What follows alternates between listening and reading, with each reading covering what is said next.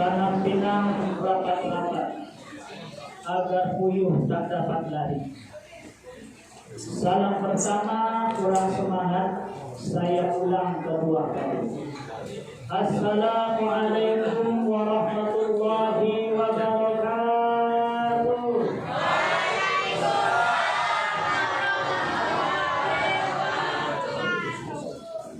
Innal hamdalillah nasta'inu wa nastaghfiruhu wa na'udzu billahi min shururi anfusina wa min sayyiati a'malina. May yahdihillahu fala mudilla lahu wa may yudlilhu fala hadiya lahu. Asyhadu an la ilaha illallah wahdahu la syarika lahu wa asyhadu anna sayyidana Muhammadan abduhu wa rasuluh. Rabbi shrah li sadri wa yassir li amri wahlul 'uqdatam min lisani yafqahu qawli. Subhanaka la ilma lana illa ma 'allamtana innaka antal 'alimul hakim. Qala Allah ta'ala fi kitabihil karim wa huwa asdaqul qailin. Bismillahirrahmanirrahim. Subhanalladzi asra bi'abdihi laylan minal masjidil haram ilal masjidil aqsa alladzi barakna hawlahu linuriyahu min ayatina innahu huwas sami'ul basir. Shadaqallahu maulana al-azim.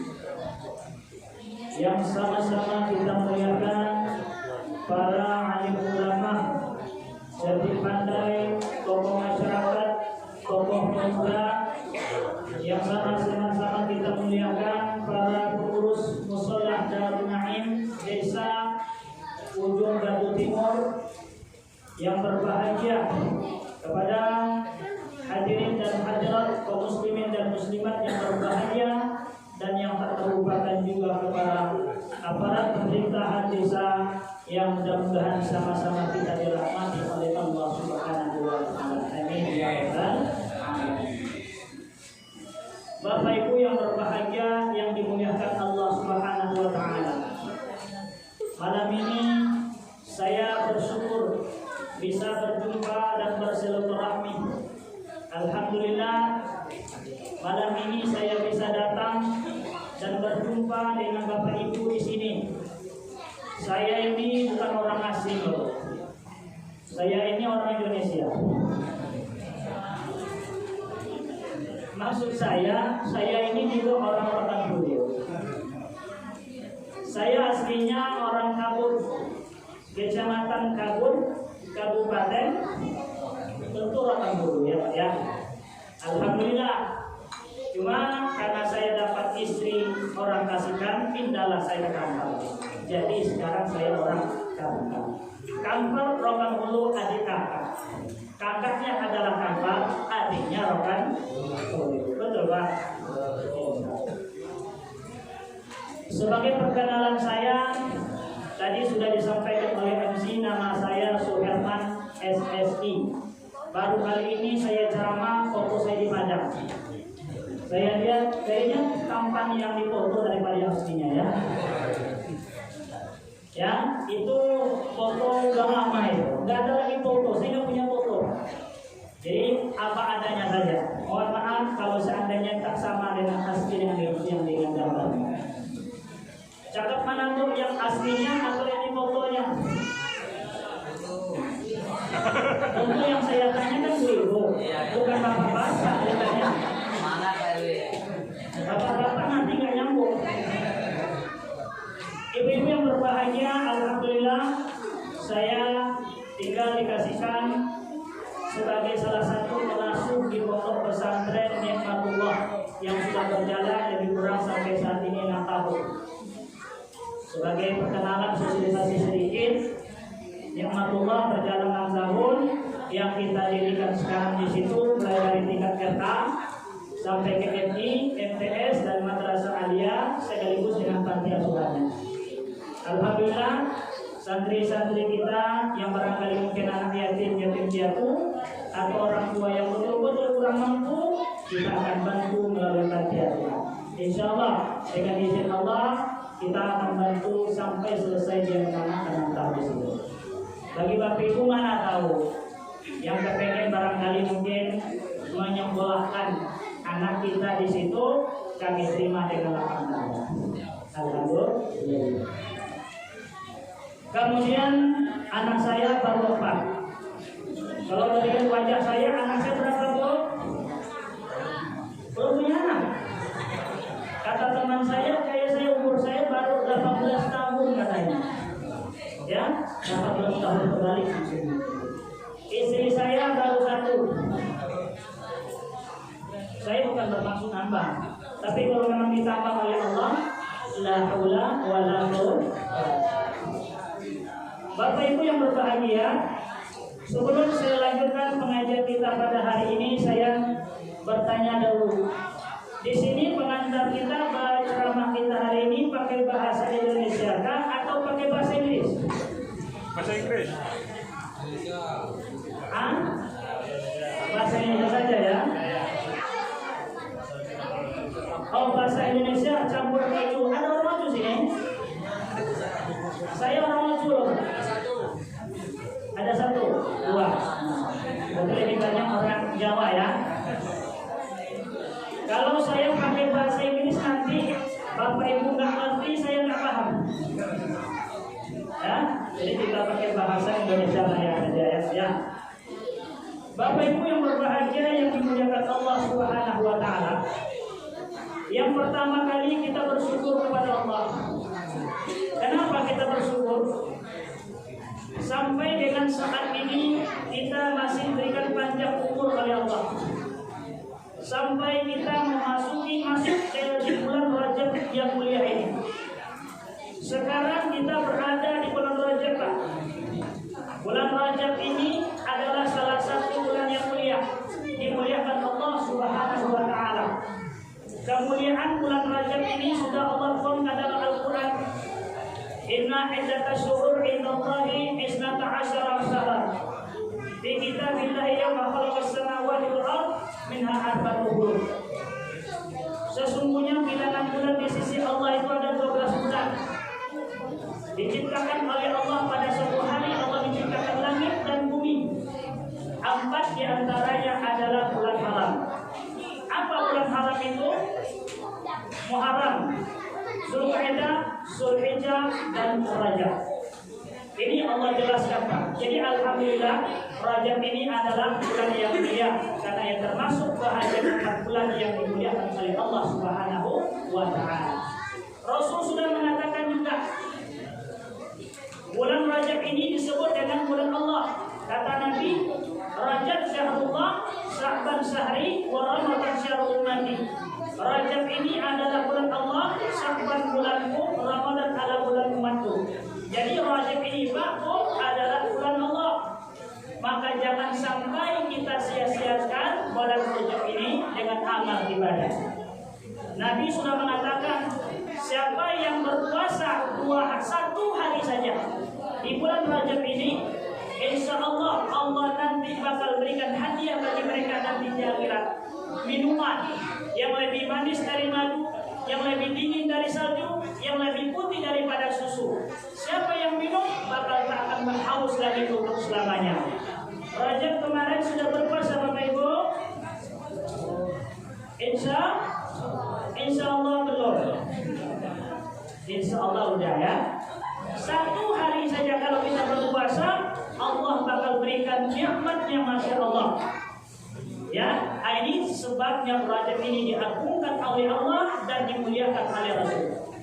Yang ketiga, Rajab ini dimuliakan oleh Allah sebab di bulan Rajab ini juga terdapatnya peristiwa besar, yakni Isra dan Mi'rajnya baginda Nabi Muhammad sallallahu alaihi wasallam. Perjalanan Nabi Muhammad dari Masjidil Haram ke Masjidil Aqsa dan dari Masjidil Aqsa terus naik ke atas sampai ke Sidratul Muntaha. Ini Bapak Ibu adalah perjalanan yang irasional, perjalanan di luar nalar pikiran manusia. Akal tidak sanggup menerimanya. Yang mampu hanyalah keimanan Itu maka Bapak Ibu, ketika subuhnya Rasulullah pulang dari Isra di Ka'batullah, subuhnya Nabi duduk, datanglah Abu Jahal. Hei Muhammad, ya, kenapa kau seperti orang yang bingung saja? Ada apa? Wahai Abu Jahal pamanku, tadi malam saya baru saja diisrakan oleh Allah. Lah, kemana ya Muhammad? Ya, saya dari Masjidil Haram ke Aqsa dan terus naik sampai ke Sidratul Muntaha. Pakai apa pun naik ke sana ya Muhammad? Dengan kendaraan yang bernama Buraq. Apa itu Buraq? Seekor kuda. Sebenarnya lebih kecil daripada kuda dan lebih besar daripada biwal. Dia punya sayap. Pikiran Abu Jahal, Pak, Nabi Muhammad ini adalah orang gila. Masa bisa pula Nabi Muhammad ini berjalan di Sidratul Muntaha, berjalan di Sidratul Haram ke Masjid Aqsa, naik ke atas hanya beberapa malam saja, beberapa saat saja. Sebelum subuh Nabi sudah sampai. Yang benar saja kau yang Muhammad, benar wahai bapak. Ibu tahu nggak kenapa Abu Jahal, kenapa dia disebut dengan Abu Jahal? Apa artinya Abu Jahal itu Bapak Ibu? Bapak super goblok. Apa artinya Abu Jahal? Bapak super goblok. Kenapa ia disebut dengan Abu Jahal? Padahal Bapak Ibu, Abu Jahal ini adalah seorang bapak yang dikenal pada orang Quraisy itu Abu Hakam namanya itu. Abu Hakam itu adalah bapak yang bijaksana. Dia seorang pemimpin Quraisy. Dia punya banyak rakyat. Dia orangnya hartawan. Dia pemikirannya cemerlang. Tapi kenapa dia disebut dengan Abu Jahal? Ceritanya adalah ternyata Abu Jahal ini Bapak secara diam-diam dia meyakini kebenarannya Nabi Muhammad. Tapi oleh karena kesombongannya dia gak mau menerima itu. Nabi Muhammad, Abu Jahal ini dekat rumahnya dengan Nabi Muhammad. Setiap malam ternyata Abu Jahal ini mendengar selalu bacaan Al-Quran yang disampaikan, yang dibaca oleh Nabi sampai subuh. Nggak pakai tidur Abu Jahal itu mendengarkan Al-Quran yang dibacakan Nabi setiap malam. Karena rumah Abu Jahal ini dekat dengan rumah Nabi Muhammad. Bahkan ada temannya lagi bernama Sufyan dan ada 3 orang sahabatnya itu. Ternyata bertiga orang ini mendengarkan Al-Quran, mereka saling tak tahu nih. Setelah selesai mendengarkan baca Al-Quran, mereka pulang. Tiba-tiba bertemulah dalam satu jalan. Kamu Abu Sufyan, dari mana kau? Saya baru saja dengar Al-Quran yang dibaca Nabi. Sama dong kalau gitu. Kamu? Iya, saya juga baca Al-Quran. Kata Abu Jahal, jangan diulangi lagi wahai Abu Sufyan. Kenapa? Kalau seandainya masyarakat tahu kita dengar baca Quran Nabi, mungkin pengikut kita, umat kita mau beriman kepada Muhammad. Oh ya, besok kita akan datang lagi. Malam berikutnya mereka datang lagi. Mereka mengira temannya nggak datang, akhirnya datang. Datang ketiga-tiganya sama mendengar juga bacaan Nabi sampai subuh, pulang kembali ketemu lagi ketiganya datang. Bukan kemarin kita sudah janji, kenapa datang lagi? Oh iya ya, besok kita akan balik lagi lah. Kalau begitu bahaya nih, pengikut kita bisa beriman dengan Muhammad. Ya, begitu kita janji akan datang lagi. Malam ketiga begitu juga Pak. Pemikiran mereka barangkali temannya nggak datang. Datang juga ketiga-tiganya mendengarkan bacaan Qurannya Nabi Muhammad. Akhirnya Abu Sufyan bertanya kepada temannya satu, saya lupa namanya. Wahai temanku, bukan sahabatnya satu ini bertanya ke Abu Sufyan. Wahai Abu Sufyan, bagaimana pendapatmu tentang bacaan Al-Quran yang dibaca oleh Muhammad tadi? Masya Allah, saya yakin betul apa yang dibacakan oleh Muhammad itu benar. Ada lagi satu ayat yang saya nggak paham itu. Saya yakin itu benar itu. Kalau begitu ayo kita tanya kepada Abu Hakam. Itu apa? Wahai Abu Hakam, kata Abu Sufyan, bagaimana menurut pendapatmu tentang Al-Quran dibacakan oleh Muhammad? Kata Abu Hakam, demi Allah, dia bersumpah sama Allah, apa yang dibacakan oleh Muhammad itu benar. Lalu Abu Sufyan bertanya, kalau memang Muhammad benar, kenapa kau tak mau beriman dengan Muhammad? Kata Abu Sufyan.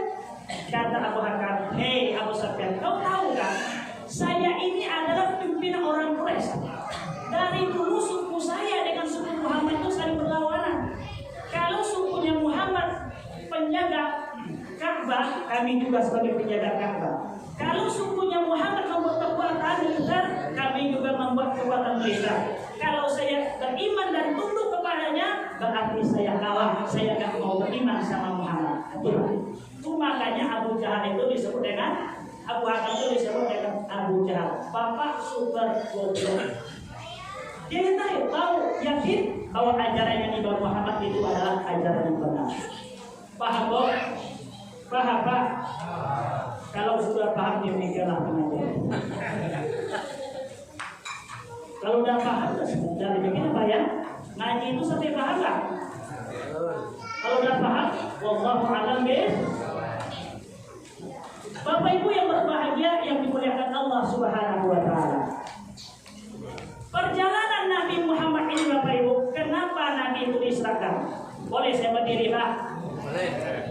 Kalau saya sampai duduk saya berdiri boleh ya? Boleh. Bapak Ibu, kenapa Nabi itu diserahkan? Nabi Muhammad diisra mi'rajkan alasannya adalah karena Nabi dirundung oleh kesedihan yang sangat mendalam. Apa yang membuat Nabi itu sedih Bapak Ibu? Yang membuat sedih Nabi Muhammad itu orang yang paling ia cintai meninggal dunia. Yang pertama adalah pamannya pertama Abu Thalib. Yang kedua istrinya adalah Siti Khadijah. Yang ketiga beliau diusir, ya, dicaci maki oleh kaumnya yang berada di Taifah. Nabi Muhammad, ketika meninggal istrinya Siti Khadijah, sedihnya sangat luar biasa. Kenapa sedih Nabi Muhammad dengan meninggalnya Siti Khadijah? Sebab Siti Khadijah ini Pak adalah orang pertama dari kalangan wanita yang pertama masuk Islam, beriman dengan Nabi. Siti Khadijah ini adalah seorang bangsawan yang punya harta banyak, rakyat hartanya Masya Allah luar biasa. Tetapi pada akhir hayatnya Siti Khadijah meninggal dalam keadaan fakir miskin. Udah fakir miskin. Kemana hartanya? Ia jadikan berkorban untuk agama Allah Subhanahu wa ta'ala. Bahkan Bapak Ibu, Siti Khadijah bilang kepada Muhammad, ya Muhammad, kalau nanti saya meninggal dunia, tak ada lagi harta saya, gali kuburku, ambil tulang-tulangku, jadikanlah itu jembatan untuk engkau berdakwah menyebarkan Islam di atas permukaan bumi ini. Begitulah perjuangan pengorbanan Siti Khadijah. Pak, saya mau tanya, kalau ada istri kita begitu, ya, kira-kira gimana Pak? Sayang nggak kita sama dia? Masya Allah. Saya mau tanya lagi gitu, untuk expressnya. Oh, ibu cinta nggak sama suami?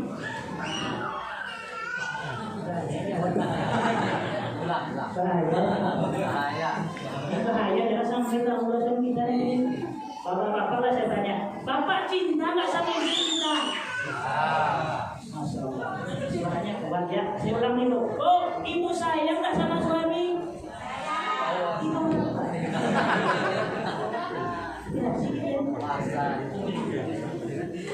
Oh, Siti Khadijah salah satu orang yang sudah dijamin oleh Allah masuk surga. Karena apa? Karena ia cinta kepada suaminya yang bernama Muhammad Sallallahu Alaihi Wasallam. Ibu kalau pengen masuk surga, bahkan pertama kali untuk masuk surga, ibu mau tahu dah tiketnya? Cintailah, sayangilah, taatilah suami kita. Insya Allah salah satu orang yang dahulu nanti bakal masuk surga. Mau disuruh masuk surga saja. Dah, sudah masuk surga ya. Nih, Bapak Ibu yang berbahagia yang dimuliakan Allah Subhanahu wa taala. Yang kedua, pamannya bernama Abi Thalib meninggal dunia. Siapa paman itu? Dialah orang yang luar biasa membela perjuangan pengorbanan Nabi. Walaupun Abi Thalib ini Pak tak beriman, tidak dalam keadaan husnul khatimah meninggal. Pada saat sakaratul maut, Nabi mengajarkan mentalkinkan pamannya la ilaha illallah, namun Abi Thalib tak mau. Ia mati dalam keadaan kafir. Tapi walaupun dalam keadaan kafir meninggalnya, semasa hidup Abi Thalib lah yang membentengi Nabi Muhammad dari orang-orang kafir Quraisy. Orang kafir Quraisy, siapapun di antara kalian yang berani menyakiti, mencubit kemenangan Muhammad, kalian berarti berhadapan denganku. Begitu perjuangannya Abi Thalib. Abi Thalib. Saya mau tanya lagi, Pak, kalau meninggal istri kita sedih apa tidak?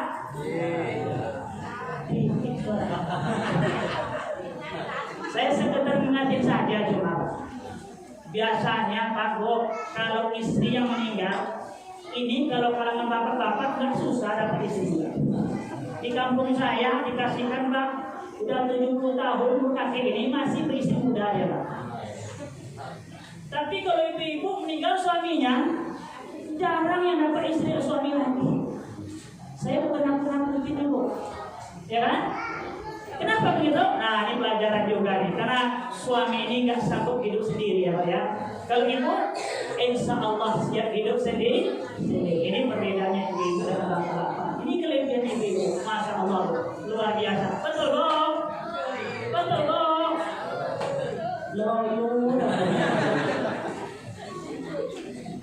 Bapak ibu yang berbahagia, Pak, meninggallah Abi Thalib, meninggallah istri Khadijah. Nabi Muhammad pergilah ke Taif mencari sahabat, mencari pertolongan, barangkali ada sahabat kaumnya yang membantu dakwah beliau di sana. Pergilah Nabi Muhammad ke Taif. Apa yang terjadi? Bukannya Nabi Muhammad disambut, malah disambut pakai batu, dilempar pakai tulang, diusir, "Hei Muhammad, pergi kau dari sini. Jangan kau ikut campurkan urusan kamu dengan kami. Kami tak mau ikut-ikut dengan urusan kamu." Nabi Muhammad di Taif bukan disambut, malah dikusir, dilempar, berdarah pelipis Nabi, berdarah lututnya Nabi. Oh, masya Allah, tidak ada lagi tempat mengadu Nabi pada waktu itu Pak. Istri sudah meninggal, paman Abi Thalib sudah meninggal, ayah ibunya sudah jauh dulu sudah meninggal.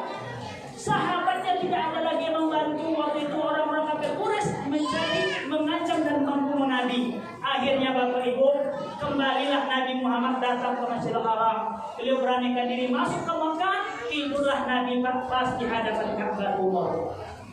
Tidurlah Nabi situ, dan sebelum tidur Nabi berdoa, "Ya Allah, ya Allah, ya Tuhan, tidak ada lagi tempat saya mengadu kecuali kepada Engkau ya Allah. Berikanlah saya petunjuk ya Allah, kemana lagi langkah yang harus langkahkan ya Allah." Nabi Muhammad tertidur. Ketika saat tidurnya Nabi Muhammad itu Pak, turunlah malaikat Jibril. Apa kata Jibril? Jibril turun dengan bentuk yang masya Allah Pak, luar biasa bentuknya. Jibril pada waktu itu membangunkan Nabi dengan panggilan yang begitu sangat. "Ya Rasulullah, ya Rasulullah, ya Rasulullah." Begitulah panggilan Jibril Pak, memanggil dengan nama Nabi Muhammad. "Ya Rasulullah, terbangunlah Rasulullah." "Ada apa ya Jibril? Sudah lama betul kau datang kepada aku rindu bertemu kau ya Jibril." "Ya Muhammad, ya Rasulullah, ada kabar dari Allah Subhanahu wa Ta'ala. Allah Subhanahu wa Ta'ala ingin berjumpa dengan kau di Sidratul Muntaha." "Kapan ya Jibril?" "Sekarang ya Muhammad." "Pakai apa saya naik Jibril?" "Itu kendaraan yang bernama Buraq sudah disediakan Allah Subhanahu wa Ta'ala." Inilah Pak, masya Allah, ternyata pelajaran berharga Pak. Bila kita berada di dalam titik terendah pada pujian Allah Pak, lalu kita mau bersabar, kita tetap menyandarkan perkara kita kepada Allah, tak pernah lupa dan lari dari Allah Pak, maka disitulah Allah bakal mengangkat makam darjat kita ke tempat makam yang paling tinggi yang sudah dicontohkan oleh Nabi Muhammad. Paham Bu? Maka kalau kita dikasih pujian oleh Allah, jangan mengeluh, jangan mengeluh, jangan salahkan orang, jangan salahkan Allah. Ujian itu pasti sesuai dengan kemampuan kita. Ujian itu pasti Allah Maha Tahu. Innallaha la yukallifu nafsan illa wus'aha. Allah tak akan memberikan hamba kecuali sesuai dengan kemampuannya. Paham Bu?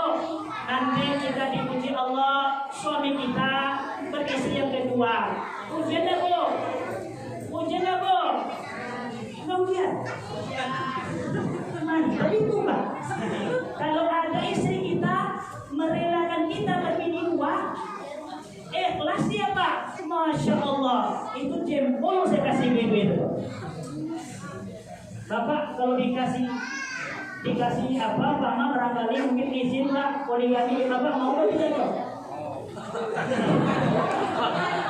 Kalau bapak-bapak ini saya tanya belum selesai pertanyaan saya udah dijawab mau. Itulah hebatnya kalau bapak-bapak ini. Ya Bang, mana tahu nanti suami kita dilarikan orang, sabar.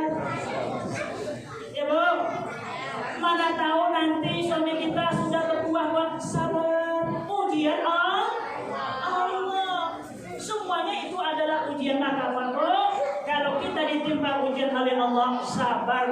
Kalau kita mau sabar, tetap iman kepada Allah, tetap berdoa kita kepada Allah, menyandarkan segala persoalan kepada Allah, yakin Allah bakal mengangkat makam kita ke makam yang paling tinggi, seperti yang sudah dicontohkan Nabi Muhammad. Apa begitu masya Allah musibah ujian Allah kepada Nabi Muhammad, ia sabar. Apa pahalanya, apa hadiahnya dari Allah Pak? Allah langsung meminta Muhammad datang ke Sidratul Muntaha untuk berjumpa langsung dengan Allah Subhanahu wa Ta'ala Pak. Perjalanan Nabi itu semua yang merasa ia kecewa hilang sedikit. Masya Allah. Lain paham dong? Paham dong? Kalau tidak paham? Ya, itu baru mukadimah. Perjalanan Nabi Pak dari Masjidil Haram ke Masjidil Aqsa itu sebenarnya membutuhkan 2 bulan kalau naik onta. Dari masjid dari langit pertama ke 2 itu 700 tahun perjalanan cahaya Pak. Dikali 7 berapa lamanya itu? Belum lagi sampai ke Sidratul Muntaha. Apa itu Sidratul Muntaha? Sidratul Muntaha itu Pak adalah tempat penghabisannya alam dunia ini. Tidak ada lagi alam kecuali di Sidra. Apa kali Sidra itu? Ujung penghabisan, muntaha. Tak ada lagi di dunia ini, tak ada lagi alam. Selain itu adalah hanya Allah. Sampai di situ kita Nabi Muhammad langsung berjumpa Allah Subhanahu wa Ta'ala. Di Sidratul Muntaha Pak, ada batang kayu yang besarnya Masya Allah. Lingkaran kayu Sidratul Muntaha ini Pak, kalau kita kelilingi itu selama 700 tahun perjalanan cahaya. Begitu besarnya ini kayu Pak. Dia punya daun. Jumlah daun Sidratul Muntaha ini adalah sebanyak umat sejak Nabi Adam sampai Nabi Muhammad dan bahkan sampai akhir zaman. Daun Sidratul Muntaha ini meriwayat seperti kendinya Siti Aisyah. Masya Allah. Dan daun itu Pak akan jatuh ke bawah bila seseorang hamba Allah itu tinggal umurnya 40 hari lagi. Kalau tinggal 40 hari lagi umur kita Pak, daun Sidratul Muntaha itu jatuh ke bawah dan malaikat Israel nanti bakal mengikuti kita Pak kemana saja kita pergi lagi Pak. Karena 40 hari lagi tinggal umur kita. Mau ke pasar ikutin Pak, ke masjid ikutin Pak. Saya nggak tahu nih, mungkin di masjid ini ada orang yang sudah sampai itu, yang sudah diikuti oleh malaikat Israel. Kita nggak tahu, kita nggak tahu. Bapak tahu nggak tanda-tanda orang mau mati? Sudah tahu belum? Dikasih tahu apa tidak? Pengen dikasih tahu apa tidak? Pengen aja atau pengen tangan? Banyak betul. Sebelum saya lanjutkan boleh saya minum? Ya. Saya ini perlu minum juga nih Pak. Kalau Ustaz juga manusia.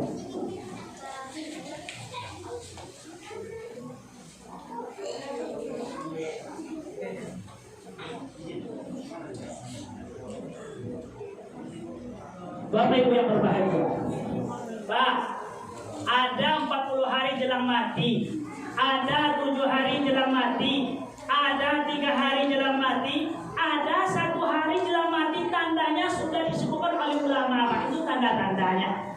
Mudah-mudahan tanda itu belum ada sama kita. Amin. Yang jelas tanda menurut teman saya Pak banyak juga. Ada tanda yang pertama dijelaskan oleh teman saya, matanya sudah mulai kabur, ubannya sudah mulai bertabur, kulitnya sudah mulai kendor, napasnya sudah mulai bau kencur. Ini tanda-tanda orang mau masuk kubur. Sudah ada dong? Sudah ada yang punya uban Pak? Mana orangnya? Pak, kalau sudah punya uban, itu tanda-tanda itu Pak. Insya Allah tak lama lagi dong. Tapi jangan kita doakan ya Pak ya. Tapi kalau Bapak punya uban saya nggak yakin lah ya. Kalaupun ada uban Bapak ini paling uban nyasar paling. Pak, saya cukupkan sajalah 3 hari menjelang akikah. Apa tanda-tandanya? Saya baca menurut ulama pada waktu sore, maka akan ada denyutan yang kuat di ubun-ubunnya seseorang. Tiba-tiba datang denyutan yang mendadak kuat di ubun-ubunnya, laksana seperti daging segar yang dipotong. Bergetar seperti daging yang baru dipotong, Pak. Bergetarnya seperti itu tanpa ada sebab pada waktu sore setelah sholat asar. Saya tanya, ada nggak pada kita kok? Sudah terasa apa belum gitu? Belum. Jangan-jangan mungkin lupa. Kalau sudah begitu, Pak, maka besok pagi dia tak bisa minum daging matahari tadi karena dijemput oleh malaikat Israfil. Oh, siapa nama malaikat pencabut nyawa? Ada pula nih, Pak, ditanya siapa nama malaikat Israel itu? Ditanya pula saya, Pak. Malaikat Israel mana? Ustaz yang baru yang lama katanya. Yang baru yang lama. Saya balik tanya, ayah, yang lama baru tahu Ustaz katanya. Yang baru mana Ustaz ya? Lu bilang, ya kan? Malaikat Israel pencabut nyawa. Pak, malaikat Israel pencabut nyawa tidak pernah lupa sedikit pun, tidak pernah zalim dia kepada Allah, tidak pernah korupsi dia kepada Allah. Kalau sudah saatnya ajal dia datang, dia siap menjemput nyawa kita. Betul tak? Pasti. Iza ja'a ajaluhu la yastaqdimuna sa'at wa la yastaqdiru. Kalau dah datang ajal kita, tidak bisa ditangguhkan dan tidak bisa diperbuat walaupun hanya sesaat. Oh, Pak, semua kita bakal pasti mati. Betul tak? Kullu nafsin za'iqatul maut. Cuma kadang kita dah tahu, Pak, kapan kita mati. Ya kan? Ada orang baru lahir meninggal dunia. Ada orang yang umur 1 minggu meninggal dunia. Kadang ada orang sakitnya sudah bertahun-tahun kan mati-mati, Pak. Malah justru orang yang sehat makan nasi dia minum apa? Minum kopi. Sedang asik minum kopi, nonton TV, dulu di atas kursi, Pak, mati gitu, Pak. Kita nggak tahu. Ya, Pak. Kita berharap mudah-mudahan Allah berikan kepada kita husnul khatimah, betul, insyaallah ya. Dan tahu kita mati ini kapan datangnya, karena mati problem misterius. Bisa saja bapak-bapak duluan, ibu belakangan, atau bapak-bapak belakangan, ibu duluan. Kita nggak tahu. Betul, Pak. Tahu ya? Kemarin, Pak, ya, kemarin saya pernah ke Jakarta, bukan ke sekitar setahun yang lewat, Pak. Setahun yang lewat saya ke Jakarta. Ke Jakarta saya pesawat. Di samping saya, Pak, ada orang duduk nelpon dia. Padahal pramugari sudah bilang nggak boleh mengaktifkan telepon, harus dimatikan, disilentkan. Dimatikan kalau tidak salah, karena mengganggu navigasi pesawat. Masuk dalam pesawat dia nelpon, karena ada orang manggil baru dimatiin. Halo, halo, halo, halo. Tiba-tiba Pak, HP-nya yang orangnya masih hidup sekarang dibantuin, Pak. Ya, jadi mati kita tidak tahu. Maka oleh karena itu persiapkan diri kita untuk mati. Bapak Ibu yang berbahagia yang dimuliakan Allah Subhanahu wa taala, ini pelajaran pertama. Kemudian di dalam ayat Allah sudah jelaskan, Subhanallazi asra bi 'abdihi lailan minal masjidil haram ilal masjidil aqsa. Maha suci Allah yang memperjalankan hambanya Muhammad dari Masjidil Haram ke Masjidil Aqsa. Pertanyaan kita, Pak, kenapa Allah sebutkan di situ dari masjid ke masjid? Allah tidak jelaskan dari gunung ke gunung, atau dari rumah ke rumah, atau dari negara ke negara. Tetapi Allah jelaskan dari masjid ke masjid. Apa maknanya itu, Ustaz? Maknanya, Pak, masjid adalah tempat yang berkah, yang mulia di muka bumi Allah Subhanahu wa taala. Nabi sudah mengatakan, khairu biqa' al-ardi al-masajid wa syarru al-aswaq. tempat yang paling mulia di atas muka bumi adalah masjid. Yang paling jahat, yang paling jelek di muka bumi adalah pasar. Mohon maaf, ada yang tinggal di pasar sini, Bo? Nggak ada ya? Ada? Apa dia kita?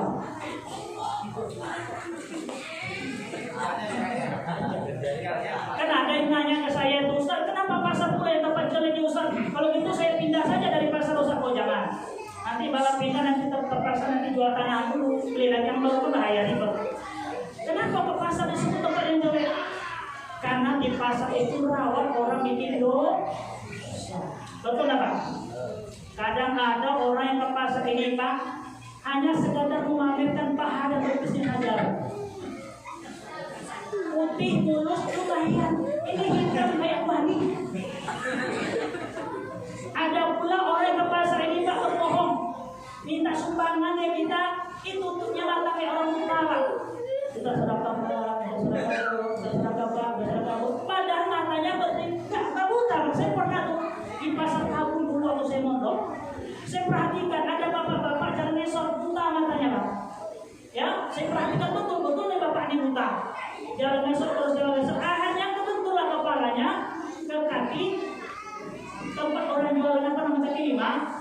Terbentur kepalanya situ Pak, langsung dia pusing kaki kakinya. Ibu tanya mana ya Pak? Melihat ke samping kiri kan mau buta. Saya perhatikan itu. Akhirnya Pak, betul-betul dia berbohong. Ya, disebutnya apa namanya itu? Kayak orang buta minta pada dia. Ada macam-macam itu. Betul makanya pasar ini Pak rentan terhadap orang berbuat dosa. Makanya kalau kita ke pasar hati-hati. Kalau yang rumahnya atau tokonya di pasar gimana Ustaznya, hati-hati saja lah kan. Nah, jaga pandangan. Nah, masjid kenapa disebut Allah Ta'ala tempat yang paling bagus? Masjid ini Pak tempat yang paling barokah. Coba kita tengok. Dulu terjadi tsunami, ada di Aceh, ada di Palu, ada di Yogyakarta, ada di Padang. Coba perhatikan Pak, pelajar yang berharga. Di pinggir pantai ada masjid, rumah gedung, semua rumah gedung hancur runtuh roboh oleh tsunami. Ada masjid Allah yang tidak dimakan dan tidak diterjang oleh tsunami. Iya Pak? Di Aceh ada tak? Ada. Di Sumatera Barat ada tak? Ada. Di Palu, Masya Allah. Bahkan kesaksian imam masjidnya langsung, Masya Allah, dia di dalam. Dia bilang hampir saya mati. Padahal ketika itu Pak, tsunami air laut itu langsung terbelah menjadi dua, tak menghantam masjid tadi. Apa pelajarnya Pak? Masya Allah, masjid adalah tempat yang mulia karena masjid adalah rumahnya Allah Subhanahu wa Ta'ala. Makanya kita rajin-rajin datang ke masjid. Oh, ini sholat subuh kita di masjid ini nanti sebanyak ini nggak ya? Insya amin, kita doakan ya Pak ya. Mudah-mudahan hendaknya. Kalau ramai kita datang ke masjid ini Bapak Ibu, insya Allah makmur kita. Ya, bala tidak akan datang. Karena kata Nabi, 3 macam bentuk amalan yang bala tidak akan datang ke kampung kita Pak. Kalaulah kita amalkan yang 3 macam ini, bala bahkan termasuk virus corona, insya Allah akan datang ke kita. Sudah datang virus corona sini Bu. Saya yakin karena penduduk di sini semuanya beriman kepada Allah dan Muhammad Rasul. Amin ya Rabbal. Oh, apa yang 3 itu? Salah satu kata Nabi adalah al-mustaghfirina bil ashar. Orang yang tengah tahajud malam berdoa, salat dan berdoa minta ampun kepada Allah. Yang kemudian adalah al-mutahabbina fillah, orang yang saling mencintai karena Allah. Yang ketiga adalah al-mustahmirina baiti, orang yang membangun meramaikan rumahku kata Allah. Pak, kalau ramailah kita di masjid ini Pak, siang malam 5 waktu, insya Allah virus corona tidak akan bakal datang ke negeri kita. Amin. Amin ya Rabbal. Saya punya trik Pak supaya subuh kita ramai. Bisa menjabarkannya? Pengurus musola di mana? Nah, hebat nih. Ada trik Pak. Kalau pengen kita musola kita nih, kalau perlu sholat subuhnya seperti sholat hari raya. Mau nggak kembalinya nih? Mau. Janji? Janji. Saya yakin insya Allah Bapak Ibu kalau kita amalkan trik ini, sholat subuhnya persis seperti sholat hari raya. Bagaimana caranya Ustaz? Tolong nanti pengurus rapat setelah ini buatlah setiap jamaah yang rutin yang istiqomah ke sini di absen. Siapa yang datang paling banyak berikan kulkas satu. Ketua. Nah, bisa lupa. Amalkan dua panitia. Nggak ada kulkas Ustaz, kipas angin ada. Ya, kipas angin ada. Cuma satu orang saja ya, jangan banyak. Habis nanti kalau begitu orang soalnya siapa yang paling banyak kehadirannya di absen, berikanlah hadiahnya apa Pak? Jangan kipas angin ya. Ini kasihnya angin yang mempan nanti. Insya Allah saya yakin lagi.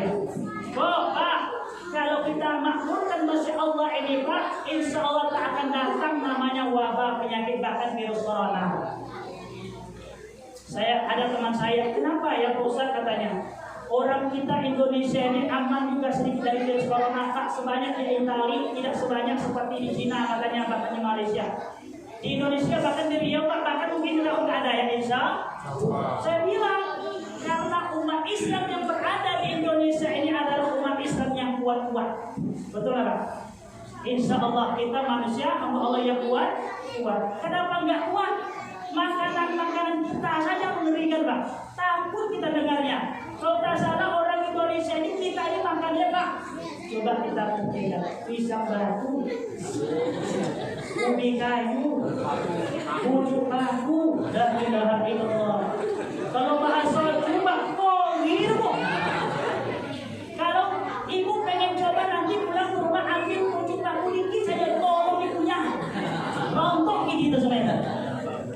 Ya kan? Belum lagi Pak makanan kita, cemilan kita Pak, bakso mercon. Minumannya apa Pak? Kapal lagi.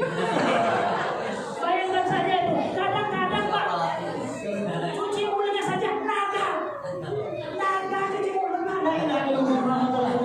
Tapi lebih hebat lagi, belanja kita ini Pak di matahari. Makanya orang Indonesia ini, umat Islam ini Pak keras orangnya. Ini penyakit insya Allah ya. Itu Bapak Ibu yang berbahagia yang menjadikan Allah Subhanahu wa Ta'ala.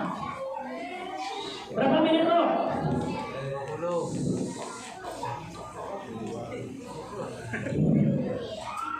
Bro, kita sekarang ngajinya sampai jam berapa? 12. Sampai jam berapa? 12. Jam 12 lah. Bapak sanggup? Sanggup. Ibu sanggup? Saya tidak sanggup. Tapi Bapak Ibu yang berbahagia, bahkan disebutkan oleh Allah Masjidil Haram. Dari Masjidil Haram ke Masjidil Aqsa. Apa pelajarannya Pak? Masjidil Haram adalah tempat pertama kali yang diberkahi, yang dimuliakan Allah Ta'ala. Inna awwala baiti wudi'a lin-nasi lallazi bi Bakkah mubarakan wa hudan lil alamin. Pertama kali bangunan yang dibangun Allah untuk beribadah yang diberkahi Allah adalah Ka'batullah, Masjidil Haram. Maka umat Islam ini di seluruh dunia pasti rindu bertemu Ka'batullah, betul tak? Jangankan orang yang belum datang, orang yang sudah datang pun Pak pengen dapat rindu kembali untuk balik. Alhamdulillah saya diberikan izin Allah dulu 2 tahun yang lewat umroh Pak. Pulang umroh hanya 12 hari pulang umroh Pak. Pengen lagi saya balik rindunya minta ampun. Begitulah keberkahan buminya Ka'batullah ya Pak. Masya Allah. Oh, sudah ada yang berangkat haji di sini. Yang berangkat umroh sudah. Yang belum berangkat umroh haji ada nggak? Oh masih banyak. Oke. Ibu bapak pengen nggak pergi umroh atau haji? Pengen banget atau pengen aja? Saya mau ngasih trik doa agar supaya kita bisa berangkat setiap tahun. Bisa kok? Ada doa, hafalin ini doa ya. Mau nggak hafalin doa ini? Ada doa Pak. Kalau kita amalkan doa ini, insya Allah mudah-mudahan Allah berikan kesempatan naik haji atau umroh lagi paling minimal. Kalau bisa setiap tahun malah. Apa doanya Ustaz? Allahumma rzuqni ziyarata baitikal mu'azzam wa rasulikal mukarram fi hadhil 'ammah wa bi kulli 'ammah wa bi ahsanil hal bi rahmatika ya arhamar rahimin. Sudah apa Bro?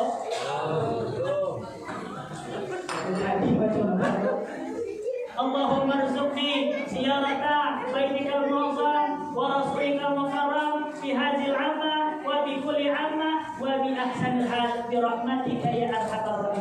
Lah Bapak. Dan amalkan itu Pak. Insya Allah Allah bakal berikan kesempatan Pak. Naik haji umroh itu bukan perkara orang kaya Pak. Banyak orang miskin bisa berangkat. Karena apa? Karena doa itu Masya Allah itu ada keajaiban di situ. Berupaya mengamalkan amal yang diajarkan Rasulullah dan berdoa berangkat.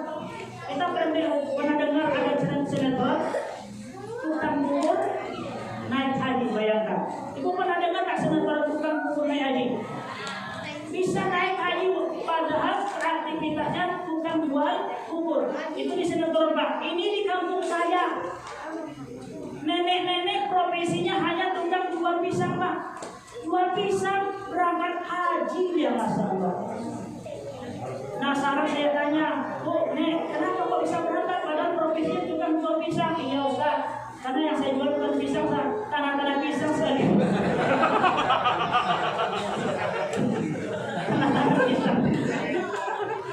Oh, ini ada amalan lagi yang bagus, tambahan doa juga ayat-ayat baca.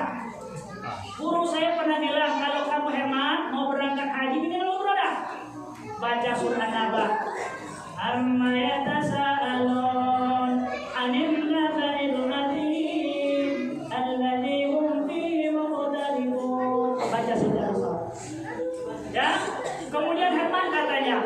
Kamu tambah baca surah Waqiah di setiap habis sholat subuh. Idza waqa'atil waqi'ah.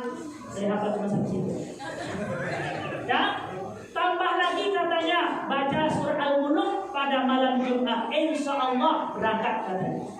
Sudah bilang Ustaz, saya sudah baca An-Naba, sudah Al-Waqiah, sudah Al-Mulk, sudah doa juga sudah, tapi belum berangkat Ustaz. Ada satu lagi yang lupa katanya. Apa itu? Sebelum kau tidur baca-baca surat mobil, surat tanah, surat emas, surat gelang. Kau baca-baca sebelum tidur katanya. Insya Allah berangkat. Ya ada lagi yang lebih praktis, insya Allah bisa. Kalau punya tanah yang tidak produktif, buat di situ, dijual, kasih panjang di situ, insya Allah bulan depan berangkat. Insya Allah yang pengen haji. Tapi katanya Ustaz, naik haji itu tidak bisa sekarang karena lagi-lagi corona. Kita doakan, mudah-mudahan insya Allah ibadah haji tidak ada masalah. Insya Allah yang berangkat haji tahun ini diberikan kemudahan oleh Allah Subhanahu wa Ta'ala. Bapak Ibu yang berbahagia yang diberikan Allah Subhanahu wa Ta'ala. Ayat kemudian, apa yang dijemput oleh Nabi Muhammad SAW dalam peristiwa Isra Mi'raj ini? Yakni perintah ibadah sholat. Nah inilah intinya tuh. Inti daripada Isra Mi'raj itu Pak, menjemput ibadah sholat. Itu bedanya sholat dengan ibadah puasa, haji, zakat Pak. Haji, zakat, apalagi puasa diwajibkan Allah, Jibril yang turun ke bawah. Tapi perintah sholat Pak, Nabi yang naik ke atas, menjemputnya di hadapan Allah. Begitu mulianya sholat. Kalau haji wajib bagi orang yang mampu, yang punya duit, sehat fisiknya, mampu ekonominya. Puasa wajib bagi orang yang sehat fisiknya, orang sakit tidak wajib. Zakat wajib bagi orang yang punya duit. Kalau nggak punya duit, nggak wajib zakat. Tapi kalau sholat, miskin atau kaya, sehat atau sakit, lapang ataupun sempit, sholat wajib atau tidak Pak? Tidak ada sholat. Bagaimana bila seandainya kita di rumah sakit Pak, kita sakit, badan kita bernajis, aurat kita tidak tertutup, kita tidak menghadap kiblat, apa kira-kira wajib sholat atau tidak? Wajib sholat. Gimana sholat itu? Lakukanlah sesuai dengan kemampuan yang bisa kita lakukan. Nah, wajib sholat. Tidak ada musuh selama otak kita masih sehat. Gak sanggup berdiri? Gak sanggup duduk? Berbaring. Gak sanggup berbaring? Bapak ini mau sholat ya? Gak sanggup berbaring? Isyarat dengan gak sanggup isyarat dengan mata? Isyarat dengan hati. Gak sanggup isyarat dengan hati? barulah kita sholat alias mati. Bapak pengen disolatkan atau tidak? Jangan dulu, sholat dulu baru mau disolat. Bapak, ibu tahu nggak bedanya orang yang punya dosa atau yang tidak kalau nanti mati? Kalau sudah mati, ini orang berdosa atau tidak, tandanya gampang saja. Kalau seandainya orang itu nanti keluar dari pintu masjid itu lurus saja, itu tanda orang itu tak punya dosa. Insya Allah langsung masuk surga. Tapi nanti salah. Kalau seandainya jangan apa-apa.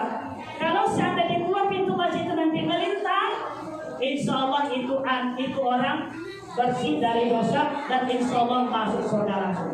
Tapi kalau keluarnya dari pintu masjid lurus, maka itu tandanya dia Pak punya dosa, mungkin diproses dulu dalam hati. Coba saya tanya, kalau kita nanti Pak disolatkan dari masjid, keluar pintu masjid kira-kira melintang lurus Pak? Itu tanda kita punya dosa. Kenapa Ustaz? Ya iyalah, karena pintu masjid itu kecil. Nah kalau saat ini diluruskan, kalau yang besar nanti diluruskan Pak, melintang kan? Ya nggak bisa keluar. Kalau diluruskan, itu tandanya dia baru anak kecil yang nggak punya dosa. Nah itu ya. Hadir Bapak Ibu yang berbahagia yang memuliakan Allah. Pak, jadi sholat jangan pernah kita tinggalkan. Pada waktu Isra Mi'raj, Nabi Muhammad diperlihatkan oleh Allah ketika dia masuk ke neraka. Apa itu Ustaz? Nabi Muhammad melihat sekelompok orang yang membenturkan kepalanya ke tembok. Setiap kali benturan pecah, lalu utuh kembali. Kemudian dia benturkan lagi ke batu, pecah lagi, utuh lagi, begitu seterusnya dan tak pernah henti-hentinya. Lantas Nabi bertanya ke Jibril, ya Jibril, itu perumpamaan apa itu? Jibril menjawab, ya Muhammad, itu perumpamaan orang yang di dunianya tidak pernah sholat. Tidak pernah sholat. Ya, orang yang tidak sholat nanti dalam neraka Pak, maka kepalanya dia benturkan, pecah, untung lagi dibenturkan lagi, pecah. Begitu Pak dosanya orang yang tidak sholat. Alhamdulillah. Maka oleh karena itu Bapak Ibu, ayo kita ajak suami kita, istri kita, anak kita sholat. Kalau nggak masjid di rumah Pak, insya Allah. Kalau pengen keluarga sakinah mawaddah warahmah Pak, ayo lakukan kegiatan amal ibadah, sholat jamaah di rumah. Masjid apakah di rumah, apakah di masjid silakan. Kalau di rumah silakan. Kalau ada rumah tangga tidak ada satu pun yang sholat di situ Pak, nauzubillah. Air hujan yang turun dari atap rumah itu sama seperti kencingnya anjing, nauzubillah. Mohon maaf, ya Bu, ada rumah di dalamnya itu ada penghuni orang Islam, tapi tak ada satu pun yang sholat. Maka air hujan yang turun sama seperti kencingnya anjing. Kenapa begitu Ustaz? Dulu Bu, Pak, ibu-ibu bernazar kepada Allah, ya Allah, kalau seandainya sehatlah anak saya bernazar minum kencing anjing ya Allah. Alhamdulillah atas izin Allah anaknya sembuh. Pengen minum kencing anjing dia nggak sanggup, anjing diminum, kencing anjing diminum. Alhamdulillah. Lalu tanya kepada Nabi, ya Rasul, saya dulu bernazar ya Rasulullah, kalau seandainya anak saya sehat, saya bernazar minum kencing anjing ya Rasul. Tapi saya nggak berani, saya nggak sanggup cicip ya Rasulullah. Bagaimana caranya? Kata Rasul, wahai ibu, tolong nanti kau pergi cari orang yang di situ adalah umat Islam, tapi tidak ada satu pun yang sholat. Nanti pas hujan kau tampung air hujan itu, lalu kau minum sama seperti kau minum kencing nanti. Nah, makanya ayo kita sholat. Paling tidak jamaah sekali seminggu. Pak, di rumah kita sholat jamaahnya berapa kali Pak? Dalam satu minggu. Ada nggak 2 kali? Gak ada. Ayo kita sholat jamaah. Suami ajak istri, ajak anak. Kunci bahagia rumah tangga itu salah satunya kita dawamkan sholat jamaah di rumah sama suami kita. Ustaz, saya nggak bisa sholat jamaah sama suami Ustaz. Kenapa kok? Suami saya goblok Ustaz. Goblok maksudnya nggak bisa baca Al-Quran, baca Fatihah Ustaz. Kelepotan baca Fatihah Ustaz katanya. Alhamdulillahirabbil alamin. Nah kalau begitu ya bisa dimakan. suruh belajar lagi suami kita. Kalau kita pengen sakinah keluarga kita, dawamkan sholat jamaah. Suami imam, istri jadi makmum, anak jadi makmum. Insya Allah Pak, kebiasaan kita ya. Setelah sholat, baca wirid, baca doa. Setelah doa apa? Kita saling salam-salaman. Kesempatan kalau ibu-ibu menyalangi suaminya. Jadi kadang-kadang Pak, ibu-ibu ini malas, segan, angkuh, gak mau dia salam suaminya. Itu pertanyaan ini, Pak, berapa kali istri kita menyalami kita? Dalam 1 bulan lah contohnya. Nah, bayangkan tuh Pak, menyalam suaminya sekali setahun. Kapan itu? Pas hari raya. Ya, bahkan ada pula yang paling parah Pak, tidak pernah dia dalam suaminya kecuali sekali seumur hidup. Kapan itu? Pas kamu nikah. Itu karena dipaksa pulang oleh Pak Taruhan. Kalau pengen kita bahagia dalam sholat jamaah, ujung-ujungnya pasti kita salaman sama suami insya Allah. Bahkan Masya Allah pahala ibu. Siapa yang menyalami suaminya, minta maaf kepada suaminya, mencium tangan suaminya, sama seperti ia mencium hajar aswad. Masya Allah. Sudah pernah cium hajar aswad apa belum? Belum. Kesempatan nanti Bu, saya sarankan ibu pulang keluar rumah, ya, suami belakangan. Pas suami datang ke rumah, bukain pintu. Assalamualaikum Bang. Waalaikumsalam Dek. Mana tangan Abang? Ada apa Dek? Ada aswad Bang. Insya Allah bisa Bu. Nah, oleh karena itu Bu, Bapak Ibu, bila kita sakinah mawaddah, pengen sakinah mawaddah warahmah, ayo kita ajak anak, suami, istri kita sholat di rumah boleh, di masjid, Masya Allah luar biasa. Kalaulah kita ini berjamaah rutin, ya, saling tegur sapa, yang suami menyayangi istri, yang istri hormati kepada suami, anak taat kepada orang tua sayang kepada anaknya, antar tetangga, Masya Allah saling tegur sapa, saling menyayangi Pak. Allah sudah janji.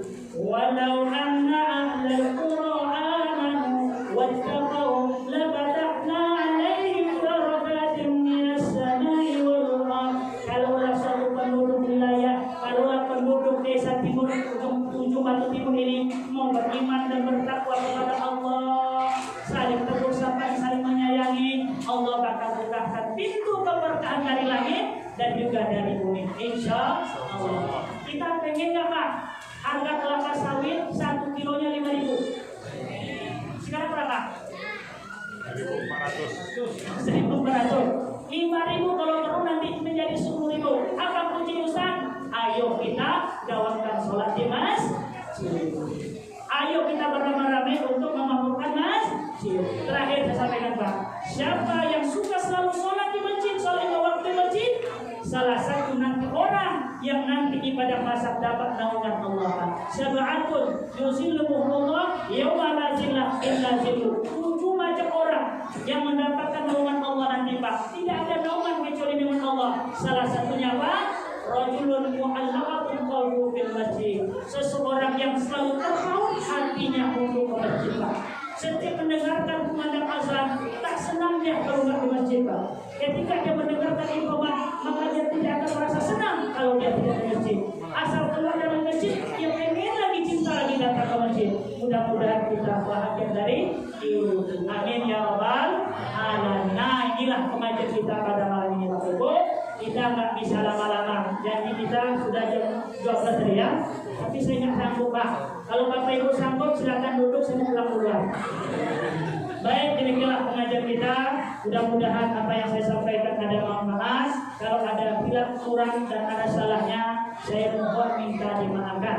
Kalau seandainya barangkali ada perasaan tersinggung, mohon saya untuk dimaafkan.